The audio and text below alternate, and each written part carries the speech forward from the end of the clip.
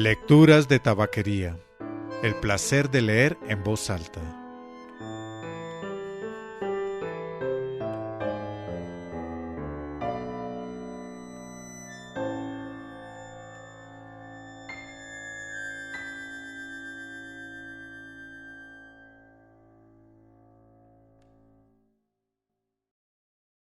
Soy Mauricio Duque Rubla.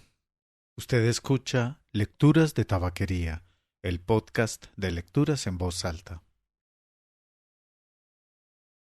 La lectura de hoy está dedicada a todos aquellos que alguna vez quisimos ser escritores y a todos aquellos que alguna vez nos consideramos que no somos suficientes, que no somos suficientemente buenos para algo, por ejemplo.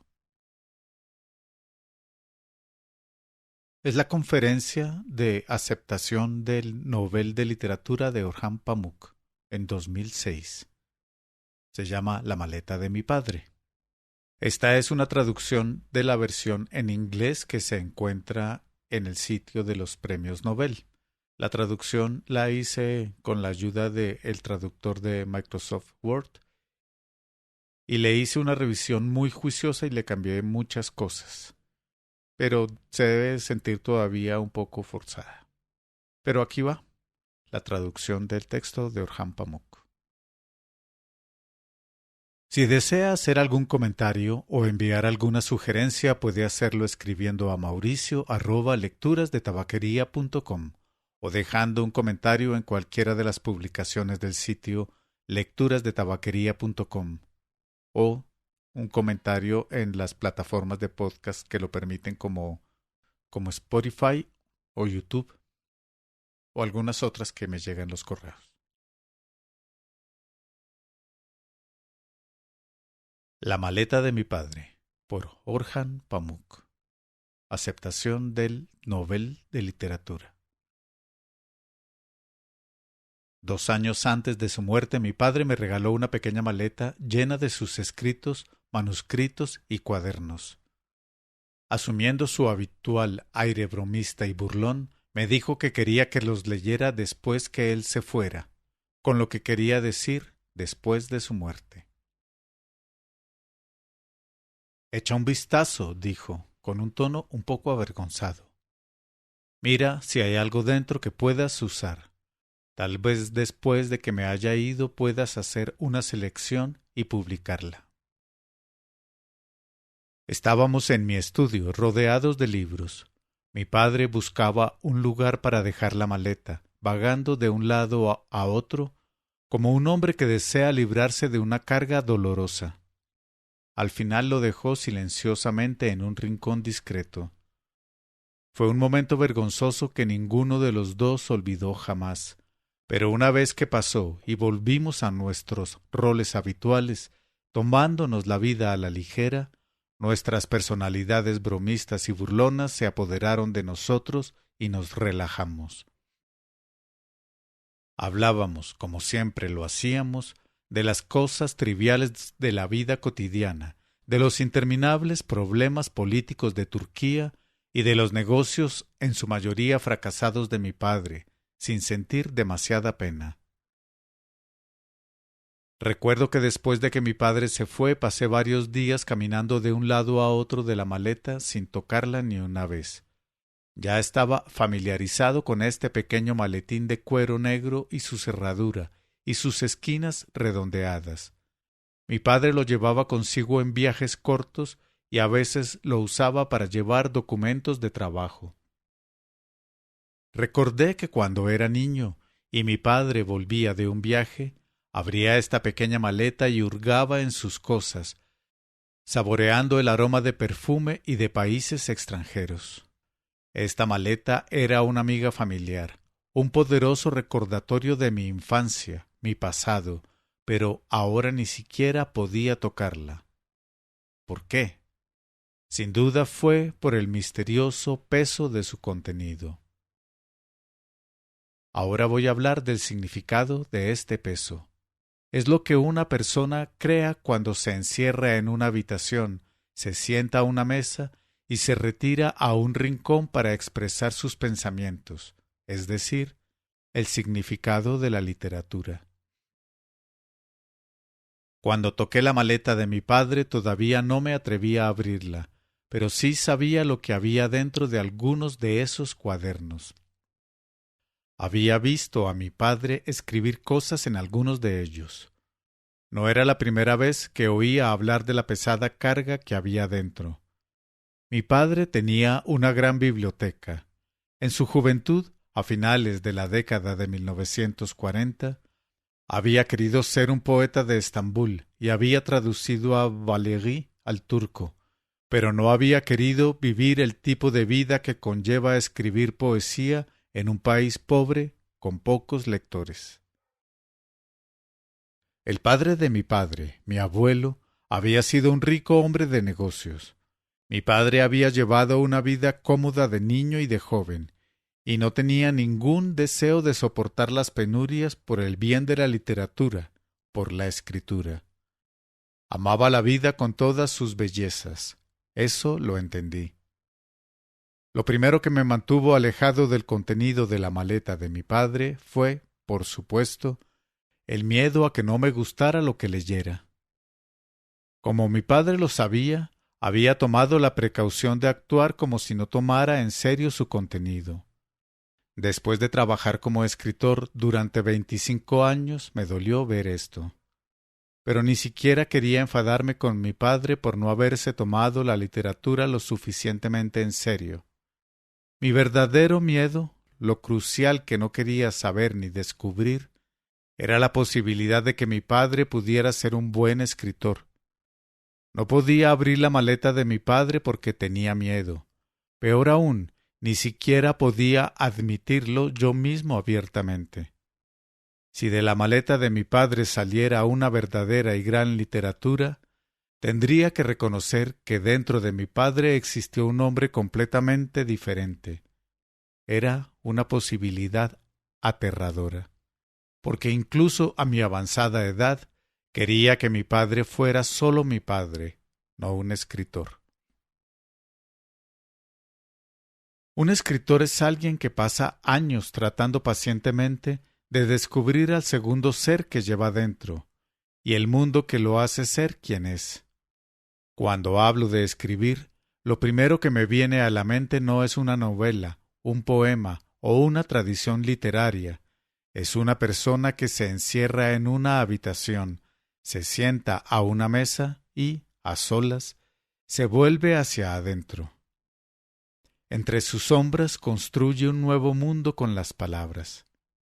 Este hombre o esta mujer puede usar una máquina de escribir, beneficiarse de la facilidad de una computadora o escribir con un bolígrafo en papel, como lo he hecho yo durante 30 años. Mientras escribe, puede beber té o café o fumar cigarrillos. De vez en cuando puede levantarse de su mesa para mirar a través de la ventana a los niños que juegan en la calle y, si tiene suerte, a los árboles y a la vista, o puede mirar una pared negra. Puede escribir poemas, obras de teatro o novelas, como lo hago yo. Todas estas diferencias vienen después de la tarea crucial de sentarse a la mesa y mirar pacientemente hacia adentro. Escribir es convertir esta mirada interior en palabras, estudiar el mundo al que pasa esa persona cuando se retira a sí misma, y hacerlo con paciencia, obstinación y alegría. Mientras me siento a mi mesa, durante días, meses, años, añadiendo lentamente nuevas palabras a la página en blanco, siento como si estuviera creando un nuevo mundo, como si estuviera dando vida a esa otra persona dentro de mí, de la misma manera que alguien podría construir un puente o una cúpula piedra a piedra. Las piedras que usamos los escritores son palabras. A medida que los sostenemos en nuestras manos, sintiendo las formas en que cada uno de ellos está conectado con los demás, mirándolos a veces desde lejos, a veces casi acariciándolos con nuestros dedos y las puntas de nuestros bolígrafos, pensándolos, moviéndolos, año tras año con paciencia y esperanza, creamos nuevos mundos. El secreto del escritor no es la inspiración, porque nunca está claro de dónde viene. Es su terquedad, su paciencia. Ese hermoso dicho turco, cavar un pozo con una aguja, me parece que fue dicho pensando en los escritores. En las viejas historias, me encanta la paciencia de Ferhat, que cava a través de las montañas en busca de su amor, y yo también lo entiendo. En mi novela Mi nombre es Rojo, cuando escribí sobre los viejos miniaturistas persas que habían dibujado el mismo caballo con la misma pasión durante tantos años, memorizando cada trazo que podían recrear ese hermoso caballo incluso con los ojos cerrados, supe que estaba hablando de la profesión de escritor y de mi propia vida. Si un escritor ha de contar su propia historia, contársela despacio, y como si fuera una historia sobre otras personas, si ha de sentir el poder de la historia surgir dentro de él, si ha de sentarse a una mesa y entregarse pacientemente a este arte, a este oficio, primero se le debe haber dado alguna esperanza. El ángel de la inspiración, que visita regularmente a algunos y rara vez visita a otros, favorece a los esperanzados y a los confiados, y es cuando un escritor se siente más solo, cuando más duda de sus esfuerzos, de sus sueños y del valor de su escritura, cuando piensa que su historia es sólo su historia. Es en esos momentos cuando el ángel elige revelarle historias, imágenes y sueños que dibujarán el mundo que desea construir. Si pienso en los libros a los que he dedicado toda mi vida, lo que más me sorprende son esos momentos en los que he sentido como si las frases, los sueños y las páginas que me han hecho tan feliz en éxtasis no hubieran salido de mi propia imaginación, que otro poder los hubiera encontrado y me los hubiera presentado generosamente. Tenía miedo de abrir la maleta de mi padre y leer sus cuadernos, porque sabía que no toleraría las dificultades que yo había soportado, que lo que amaba no era la soledad, sino el mezclarse con los amigos, las multitudes, los salones, las bromas, la compañía. Pero más tarde mis pensamientos tomaron un cariz diferente. Estos pensamientos, estos sueños de renuncia y paciencia, eran prejuicios que había derivado de mi propia vida y de mi propia experiencia como escritor. Había muchos escritores brillantes que escribían rodeados de multitudes y de la vida familiar, en el resplandor de la compañía y la charla alegre. Además, cuando éramos jóvenes, mi padre se había cansado de la monotonía de la vida familiar y nos había dejado para ir a París, donde, como tantos escritores, se había sentado en su habitación de hotel a llenar cuadernos. Yo sabía, también, que algunos de esos cuadernos estaban en esta maleta, porque durante los años anteriores a que me los trajera, mi padre finalmente había comenzado a hablarme de ese periodo de su vida. Hablaba de esos años incluso cuando yo era un niño, pero no mencionaba sus vulnerabilidades, sus sueños de convertirse en escritor o las preguntas de identidad que lo habían atormentado en su habitación de hotel.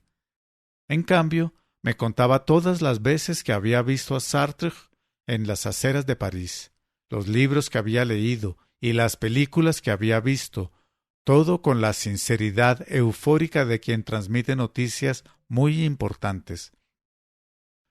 Cuando me convertí en escritor, nunca olvidé que fue en parte gracias al hecho de que tenía un padre que hablaba de los escritores del mundo mucho más de lo que hablaba de los pachás o de los grandes líderes religiosos. Así que tal vez tuve que leer los cuadernos de mi padre con esto en mente y recordando lo en deuda que estaba con su gran biblioteca.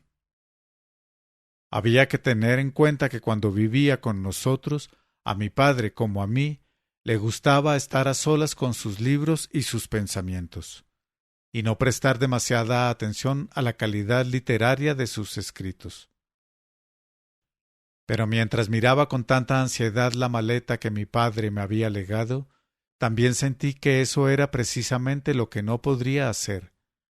Mi padre a veces se estiraba en el diván frente a sus libros, abandonaba el libro que tenía en la mano o la revista y se dejaba llevar por un sueño, se perdía durante el tiempo más largo en sus pensamientos. Cuando veía en su rostro una expresión tan diferente de la que tenía en medio de las bromas, las burlas y las disputas de la vida familiar, cuando veía los primeros signos de una mirada hacia adentro, comprendía, especialmente durante mi infancia y mi primera juventud, con inquietud, que estaba descontento. Ahora, tantos años después, sé que este descontento es el rasgo básico que convierte a una persona en escritor. Para convertirse en escritor, la paciencia y el esfuerzo no son suficientes. Primero debemos sentirnos obligados a escapar de las multitudes, de la compañía, de las cosas de la vida ordinaria y cotidiana y encerrarnos en una habitación. Deseamos paciencia y esperanza para que podamos crear un mundo profundo en nuestra escritura. Pero el deseo de encerrarse en una habitación es lo que nos empuja a la acción. El precursor de este tipo de escritor independiente, que lee sus libros a su antojo y que, escuchando solo la voz de su propia conciencia, discute con las palabras de los demás, que, al entrar en conversación con sus libros, desarrolla sus propios pensamientos y su propio mundo, fue, sin duda, Montaigne, en los primeros días de la literatura moderna. Montaigne era un escritor al que mi padre volvía a menudo, un escritor que me recomendaba. Me gustaría verme a mí mismo como perteneciente a la tradición de los escritores que, dondequiera que estén en el mundo, en Oriente o en Occidente, se aíslan de la sociedad y se encierran con sus libros en su habitación. El punto de partida de la verdadera literatura es el hombre que se encierra en su habitación con sus libros. Pero una vez que nos encerramos, pronto descubrimos que no estamos tan solos como pensábamos. Estamos en compañía de las palabras de aquellos que vinieron antes de nosotros, de las historias de otras personas, de los libros de otras personas, de las palabras de otras personas, de lo que llamamos tradición. Creo que la literatura es el tesoro más valioso que la humanidad ha reunido en su búsqueda por comprenderse a sí misma.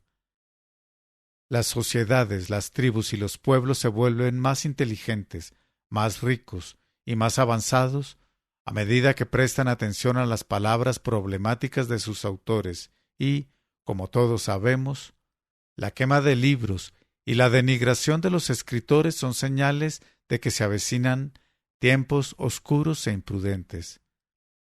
Pero la literatura nunca es sólo una preocupación nacional. El escritor que se encierra en una habitación y primero emprende un viaje dentro de sí mismo descubrirá, con los años, la regla eterna de la literatura. Debe tener el arte de contar sus propias historias como si fueran historias de otras personas y de contar las historias de otras personas como si fueran las suyas propias, porque eso es la literatura. Pero primero debemos viajar a través de las historias y los libros de otras personas. Mi padre tenía una buena biblioteca, 1500 volúmenes en total, más que suficientes para un escritor. A la edad de 22 años, tal vez yo no los había leído todos, pero estaba familiarizado con cada libro. Sabía cuáles eran importantes, cuáles eran ligeros pero fáciles de leer, cuáles eran clásicos, cuáles eran una parte esencial de cualquier educación, cuáles eran relatos olvidables pero divertidos de la historia local, y cuáles autores franceses mi padre valoraba muy positivamente. A veces miraba esta biblioteca desde la distancia e imaginaba que un día, en una casa diferente, construiría mi propia biblioteca, una biblioteca aún mejor, construirme un mundo. Cuando miraba la biblioteca de mi padre desde lejos, me parecía que era una pequeña imagen del mundo real. Pero este era un mundo visto desde nuestro propio rincón, desde Estambul. La biblioteca fue prueba de ello. Mi padre había construido su biblioteca a partir de sus viajes al extranjero, sobre todo con libros de París y Estados Unidos, pero también con libros comprados en las tiendas que vendían libros en lenguas extranjeras en los años 40 y 50, y con los antiguos y nuevos libreros de Estambul, a quienes yo también conocía.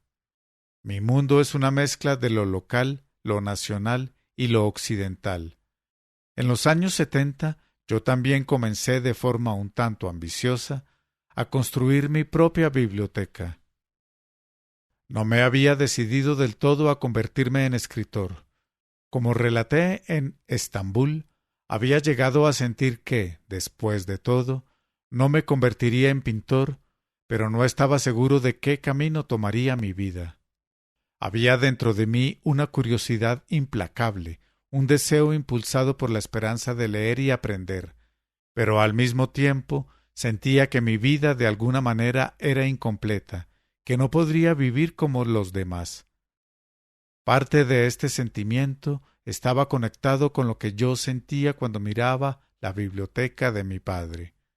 Estar viviendo lejos del centro de las cosas, como nos hacían sentir a todos los que vivíamos en Estambul en aquellos días. Esa sensación de vivir en provincias. Había otra razón para sentirme ansioso y de alguna manera insatisfecho, porque sabía muy bien que vivía en un país que mostraba poco interés en sus artistas, ya fueran pintores o escritores, y eso no les daba ninguna esperanza. En los años 70, cuando tomaba el dinero que me daba mi padre y compraba con codicia libros descoloridos, polvorientos y desgastados de los viejos libreros de Estambul, me afectaba tanto el lamentable estado de estas librerías de segunda mano como por el abandono desesperado de los libreros pobres y desaliñados, que colocaban sus mercancías en los bordes de las carreteras, en los patios de las mezquitas y en los nichos de las paredes derruidas, como lo era yo por sus libros. En cuanto a mi lugar en el mundo, en la vida, como en la literatura, mi sensación básica era que no estaba en el centro. En el centro del mundo había una vida más rica y emocionante que la nuestra, y con todo Estambul, toda Turquía, estaba fuera de ella. Hoy creo que comparto este sentimiento con la mayoría de las personas en el mundo. De la misma manera, había una literatura universal, y su centro también estaba muy lejos de mí. En realidad, lo que yo tenía en mente era literatura occidental, no mundial, y nosotros, los turcos, estábamos fuera de ella. La biblioteca de mi padre era prueba de ello. En un extremo estaban los libros de Estambul, nuestra literatura, nuestro mundo local, en todos sus amados detalles. Y en el otro extremo estaban los libros de ese otro mundo, el occidental, con el que el nuestro no tenía ninguna semejanza, con el que nuestra falta de semejanza nos causaba tanto dolor como esperanza. Escribir, leer, era como salir de un mundo para encontrar consuelo en la otredad del otro mundo, lo extraño y lo maravilloso. Sentí que mi padre había leído novelas para escapar de su vida y huir al oeste, tal como yo lo haría más tarde. O me parecía que los libros en aquellos días eran cosas que elegíamos para escapar de nuestra propia cultura, que encontrábamos tan carente. No fue sólo por la lectura que dejamos nuestras vidas en Estambul para viajar al oeste, también fue por la escritura. Para llenar esos cuadernos suyos, mi padre se había ido a París, se había encerrado en su habitación y luego había traído sus escritos a Turquía. Mientras miraba la maleta de mi padre, me pareció que eso era lo que me causaba inquietud. Después de trabajar en una habitación durante 25 años para sobrevivir como escritor en Turquía, me irritaba ver a mi padre esconder sus pensamientos profundos dentro de esta maleta, actuar como si escribir fuera un trabajo que tuviera que hacerse en secreto, lejos de los ojos de la sociedad, del Estado, de la gente. Tal vez esta fue la razón principal por la que me sentí enojado con mi padre por no tomar la literatura tan en serio como yo. En realidad estaba enfadado con mi padre porque no había llevado una vida como la mía, porque nunca se había peleado con su vida y se había pasado la vida riendo feliz con sus amigos y sus seres queridos. Pero una parte de mí sabía que también podía decir que no estaba tanto enfadado como celoso, que la segunda palabra era más precisa, y esto también me inquietaba. Era entonces cuando me preguntaba con mi habitual voz desdeñosa y colérica, ¿qué es la felicidad? ¿Era felicidad pensar que vivía una vida profunda en esa habitación solitaria? ¿O la felicidad era llevar una vida cómoda en la sociedad, creer en las mismas cosas que todos los demás o actuar como si lo hicieras? ¿Era felicidad o infelicidad ir por la vida escribiendo en secreto mientras parecía estar en armonía con todo alrededor? Pero estas eran preguntas demasiado antipáticas. ¿De dónde había sacado la idea de que la medida de una buena vida era la felicidad? La gente, los papeles, todo el mundo actuaba como si la medida más importante de una vida fuera la felicidad. ¿No sugería esto por sí solo que valdría la pena tratar de averiguar si exactamente lo contrario era verdad? Al fin y al cabo, mi padre se había escapado de su familia tantas veces. ¿Hasta qué punto lo conocía y hasta qué punto podía decir que comprendía su inquietud? Así que esto era lo que me impulsaba cuando abrí por primera vez la maleta de mi padre. ¿Tenía mi padre un secreto, una infelicidad en su vida de la que yo no sabía nada, algo que sólo podía soportar vertiéndolo en sus escritos?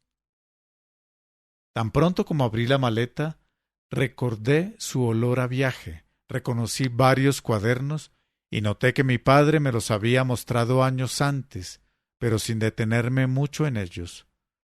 La mayoría de los cuadernos que ahora tomaba en mis manos, él los había llenado cuando nos dejó y se fue a París cuando era joven, mientras yo, como tantos escritores a los que admiraba, escritores cuyas biografías había leído, deseaba saber lo que mi padre había escrito y lo que había pensado cuando tenía la edad que yo tenía ahora. No tardé mucho en darme cuenta de que aquí no encontraría nada como eso. Lo que más me inquietaba era cuando, aquí y allá, en los cuadernos de mi padre, me encontraba con una voz de escritor. No era la voz de mi padre, me dije, no era auténtica, o al menos no pertenecía al hombre que yo había conocido como mi padre. Debajo de mi miedo, de que mi padre no hubiera sido mi padre cuando escribió, había un miedo más profundo, el miedo de que, en el fondo, yo no fuera auténtico, de que no encontraría nada bueno en la escritura de mi padre. Esto aumentó mi miedo de descubrir que mi padre había sido demasiado influenciado por otros escritores y me sumió en una desesperación que me había afligido tanto cuando era joven, poniendo en cuestión mi vida, mi propio ser, mis ganas de escribir y mi obra. Durante mis primeros 10 años como escritor sentí estas ansiedades más profundamente e incluso mientras luchaba contra ellas. A veces temía que un día tendría que admitir la derrota, tal como lo había hecho con la pintura, y sucumbiendo a la inquietud, renunciar también a la escritura de novelas. Ya he mencionado los dos sentimientos esenciales que surgieron en mí cuando cerré la maleta de mi padre y la guardé. La sensación de estar abandonado en las provincias y el miedo de que me faltara autenticidad. Ciertamente, no era la primera vez que se hacían sentir.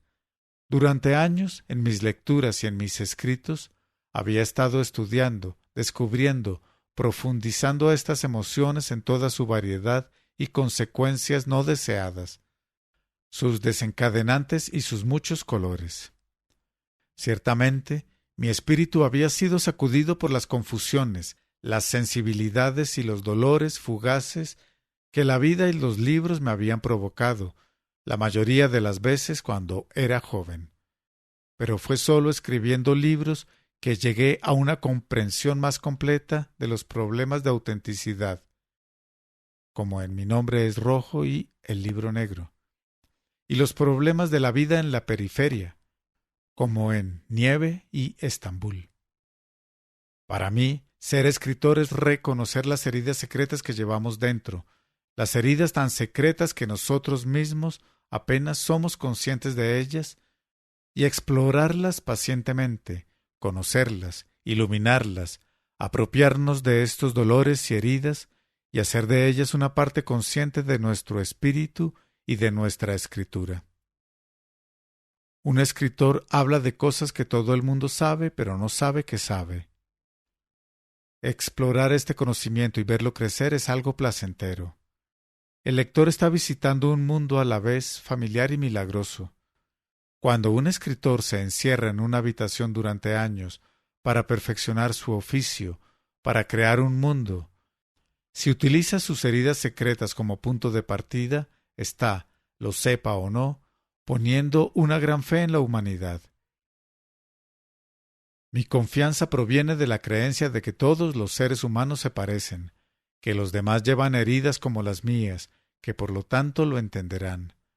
Toda la verdadera literatura nace de esta certeza infantil y esperanzada de que todas las personas se parecen entre sí.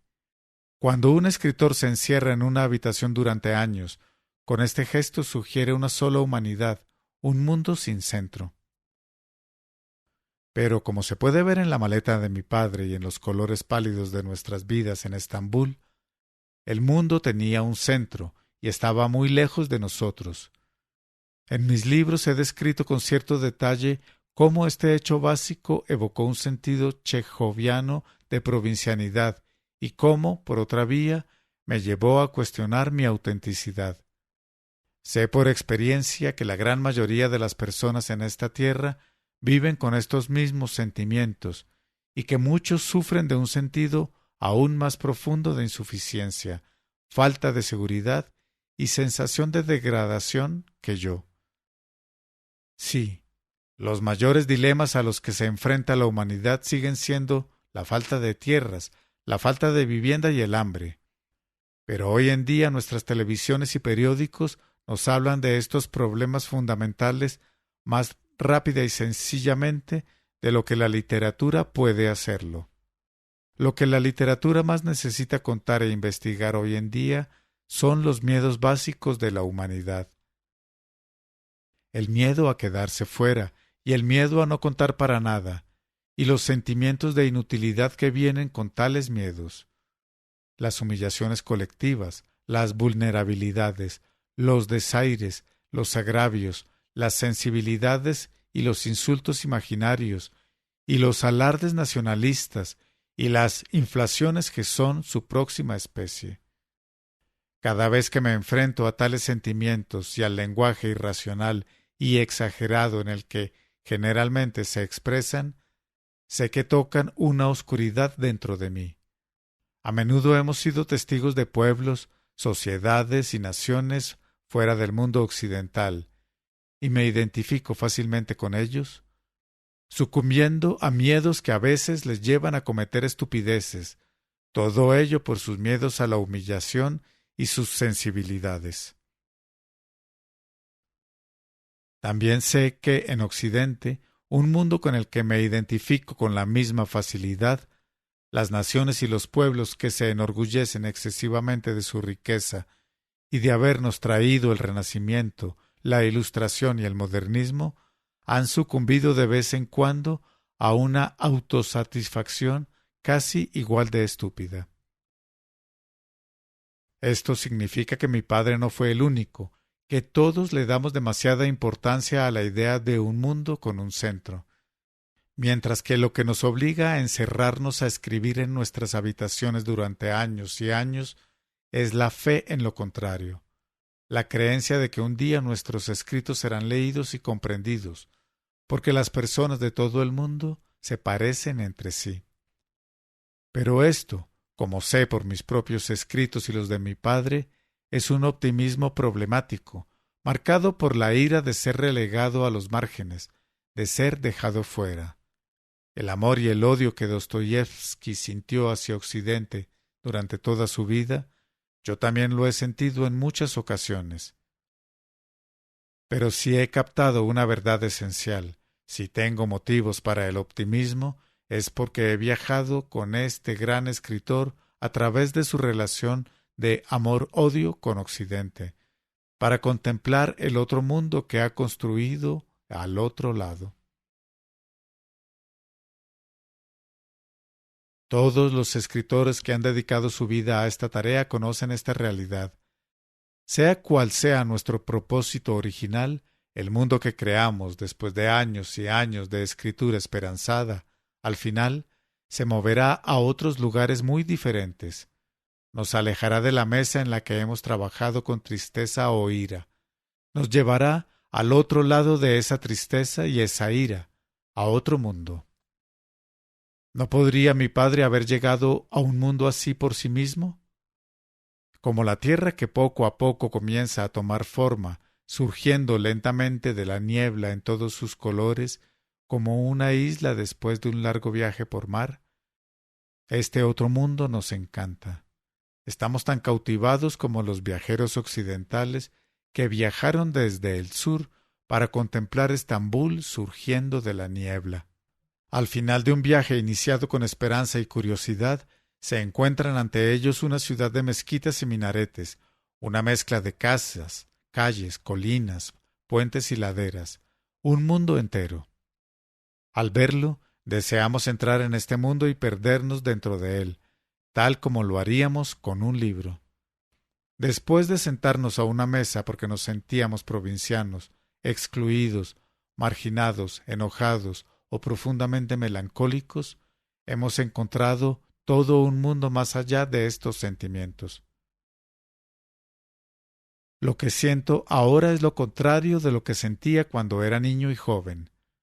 Para mí el centro del mundo es Estambul.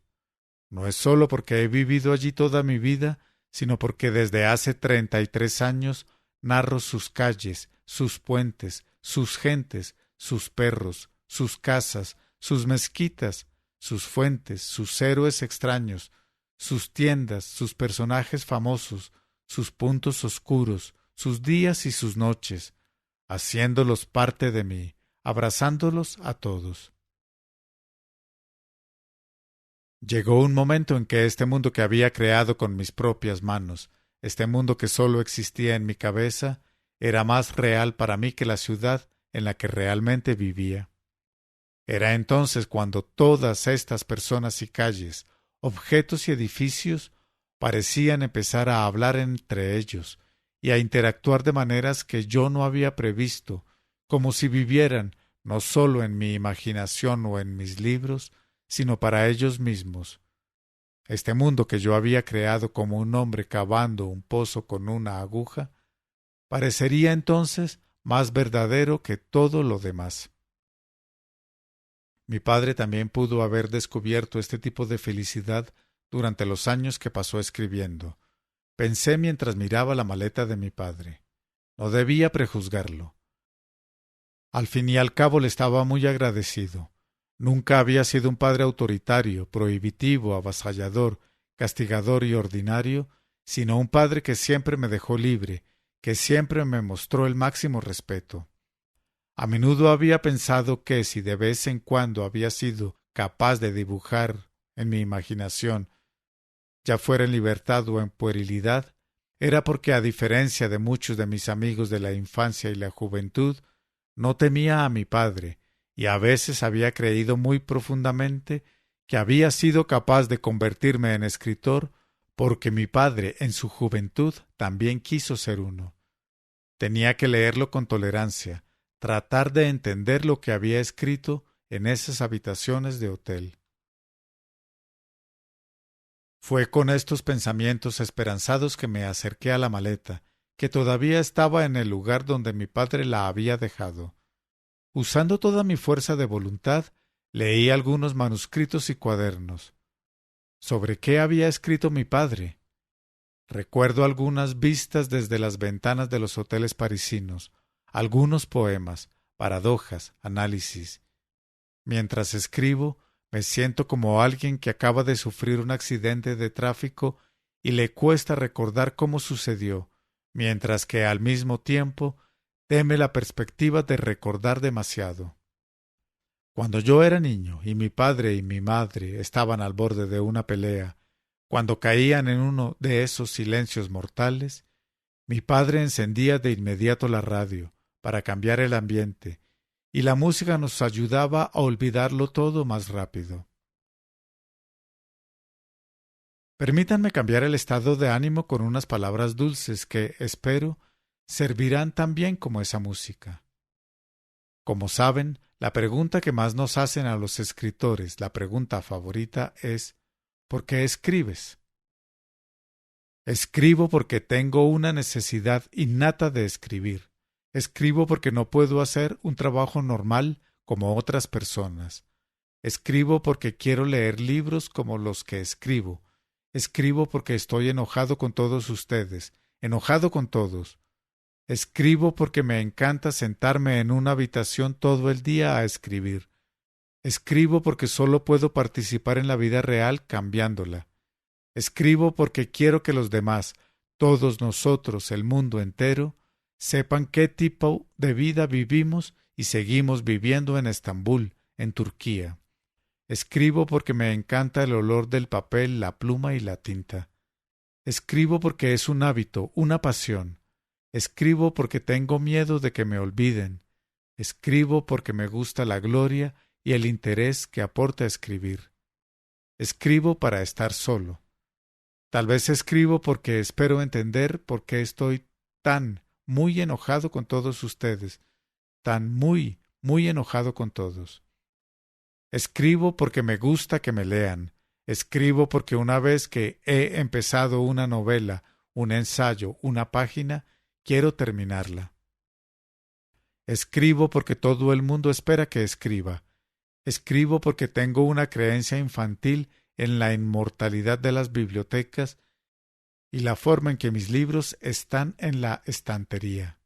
Escribo porque es emocionante convertir todas las bellezas y riquezas de la vida en palabras. No escribo para contar una historia, sino para componer una historia.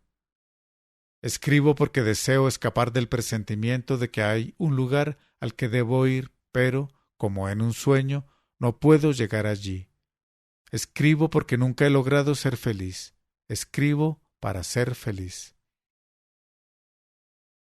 Una semana después de venir a mi oficina y dejarme su maleta, mi padre vino a hacerme otra visita. Como siempre me trajo una tableta de chocolate. Se había olvidado de que tenía 48 años. Como siempre charlamos y nos reímos de la vida, la política y los chismes familiares. Llegó un momento en que los ojos de mi padre se dirigieron a la esquina donde había dejado su maleta y vio que yo la había movido. Nos miramos a los ojos. Siguió un silencio apremiante. No le dije que había abierto la maleta y tratado de leer su contenido. En cambio, miré hacia otro lado. Pero él lo entendió, del mismo modo que entendí que él había comprendido, del mismo modo que él entendió que yo había entendido que él había comprendido. Pero toda esta comprensión solo llegó hasta donde puede llegar en unos pocos segundos, porque mi padre era un hombre alegre, tranquilo y que tenía fe en sí mismo.